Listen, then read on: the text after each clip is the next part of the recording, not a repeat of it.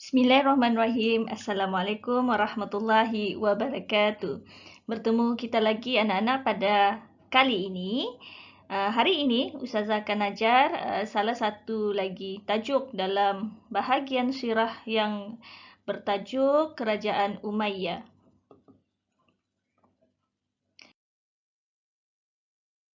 Baiklah anak-anak, kita tengok dahulu sejarah Kerajaan Umayyah.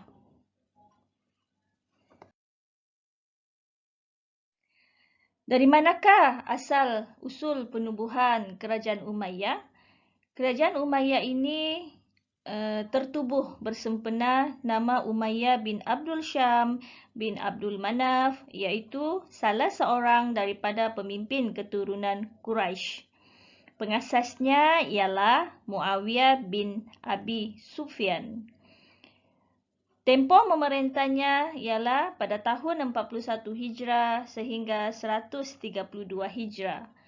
Dan keluasan kerajaannya meliputi sebahagian besar benua Afrika, Asia dan Eropah.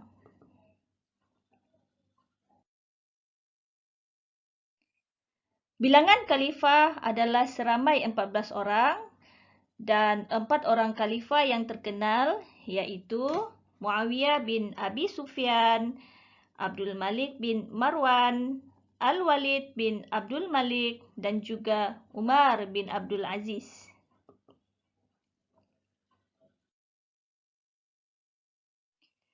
Khalifah yang pertama dalam kerajaan Umayyah ialah Muawiyah bin Abi Sufyan. Sementara khalifah yang terakhir Marwan bin Muhammad. Pusat pemerintahannya terletak di Damsyik, Syria.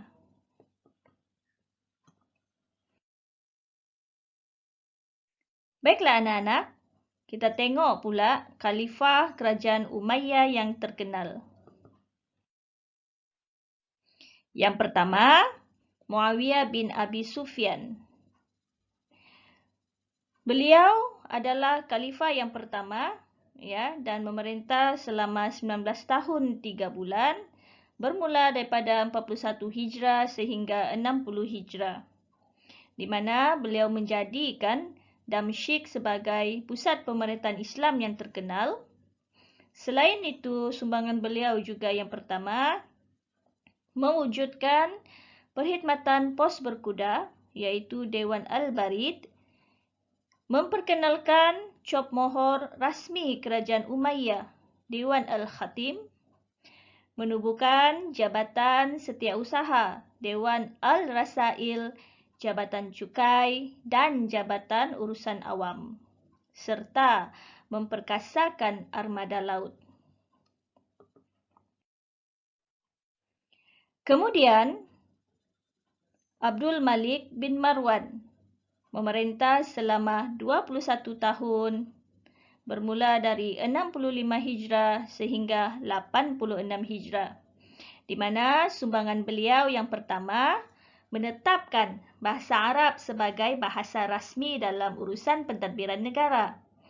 Yang kedua, mencetak mata wang dinar Islam pertama, tertulis Arab, bertulis Arab dan berteks Al-Quran. Yang ketiga, menaik taraf perkhidmatan pos dan sistem pengangkutan awam. Yang keempat, menubuhkan Dewan Al-Jun untuk mengurus pertahanan negara. Dan yang kelima, mengarahkan pembinaan Kubbah Al-Sakhra di Baitul Maqdis. Khalifah yang seterusnya anak-anak ialah Al-Walid bin Abdul Malik. Memerintah selama 9 tahun 7 bulan bermula 86 Hijrah sehingga 96 Hijrah. Apakah sumbangan beliau? Yang pertama, pembukaan wilayah baharu Islam seperti Andalus dan India.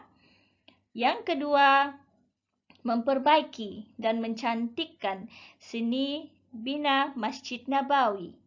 Yang ketiga, membina banyak masjid baharu seperti Masjid Umawi di Damsyik yang bercirikan seni bina Islam. Yang keempat, memberikan perhatian kepada rakyat yang berkeperluan khas seperti golongan warga emas dan orang buta dengan menubuhkan jabatan khas. Yang kelima, menggalakkan pembinaan bangunan baharu bercirikan seni bina Islam. Dan yang terakhir, memperbaik jalan raya menuju ke negeri Hijaz bagi memudahkan perjalanan jemaah haji ke Baitul Haram. Seterusnya anak-anak, Umar bin Abdul Aziz memerintah selama 2 tahun 5 bulan bermula 99 Hijrah sehingga 101 Hijrah. Sumbangan beliau yang pertama mengecualikan bayaran cukai jizyah terhadap kafir zimmi sehingga ramai yang memeluk Islam. Yang kedua, mengeluarkan arahan rasmi kepada Ibnu Syihab Al-Zuhri untuk membukukan hadis Rasulullah. Yang ketiga, membina rumah transit untuk para pedagang. Yang keempat, menaik taraf instruktur untuk kemudahan rakyat seperti hospital, jambatan, perigi, jalan raya dan sistem pengangkutan awam. Dan yang terakhir, mengasaskan Dewan Penasihat yang dianggotai oleh para ulama untuk memberi nasihat kepada khalifah. Baiklah anak-anak, seterusnya kita pergi kepada faktor kegemilangan kerajaan Umayyah.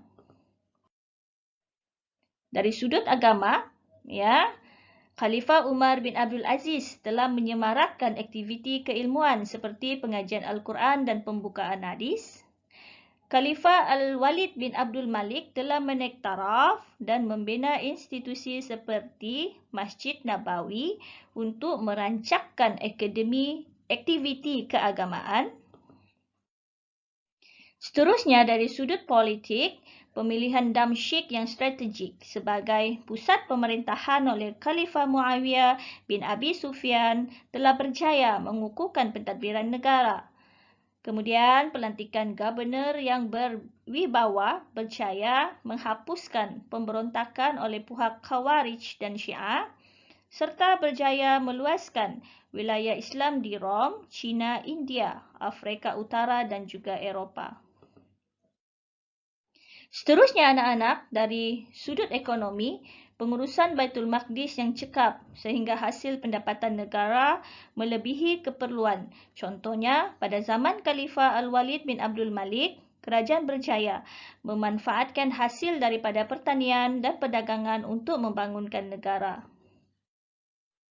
Kemudian dari sudut sosial, penjagaan kebajikan rakyat menerusi bantuan kepada golongan yang memerlukan dan penyediaan asas seperti masjid, jalan raya dan juga hospital serta hubungan erat antara pemimpin dan rakyat mewujudkan suasana perpaduan dan harmoni dalam masyarakat. Dari sudut ketenteraan, anak-anak, pasukan angkatan tentera yang berdisiplin dan bersemangat jihad dalam mempertahankan agama dan negara. Kemudahan pengkalan tentera dan kapal perang yang dilengkapi dengan peralatan perang yang canggih serta adaptasi strategi peperangan dengan meniru corak gerakan daripada Parsi dalam ketenteraan. Dari sudut pendidikan pula anak-anak, menjadikan masjid dan istana sebagai pusat perkembangan ilmu pengetahuan, galakan daripada Khalifah Abdul Malik bin Marwan dan Umar bin Abdul Aziz agar rakyat menguasai pelbagai ilmu naqli seperti Al-Quran, tafsir, hadis dan juga nahu. Apakah iktibar daripada pemerintahan kerajaan Umayyah? Yang pertama, kita hendaklah mencontohi sifat-sifat mulia yang ada pada Khalifah Islam seperti zuhud, iaitu merendah diri, tegas, berilmu dan bijaksana. Yang kedua, kita hendaklah memertabatkan ajaran Al-Quran dan Sunnah dalam urusan kepimpinan agar syariat Islam dapat ditegakkan. Dan yang terakhir, kita hendaklah menjaga hubungan baik antara pemimpin dengan rakyat agar dapat hidup harmoni. Kemudian anak-anak, yang keempat, ya, bukan yang terakhir, yang keempat, kita hendaklah memiliki semangat jihad yang tinggi dalam mempertahankan kedaulatan negara. Yang kelima, kita hendaklah menjaga kebajikan sesama rakan agar mengeratkan kasih sayang. Dan yang keenam, kita hendaklah berusaha meningkatkan ilmu pengetahuan agar dapat memberi sumbangan kepada umat Islam. Itu sahaja daripada Ustazah. Sehingga kita bertemu lagi. Tapi sebelum itu, jangan lupa komen, like dan juga subscribe channel Ustazah Ratiza. Sekian dan terima kasih.